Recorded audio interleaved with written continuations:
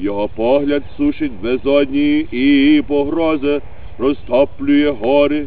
Він бо і нині наказує тобі через нас: убійся, вийди і вступися від сотворіння ці.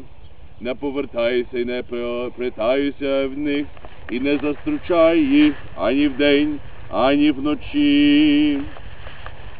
А відійди в своє пекло аж до приготовлення великого дня судного.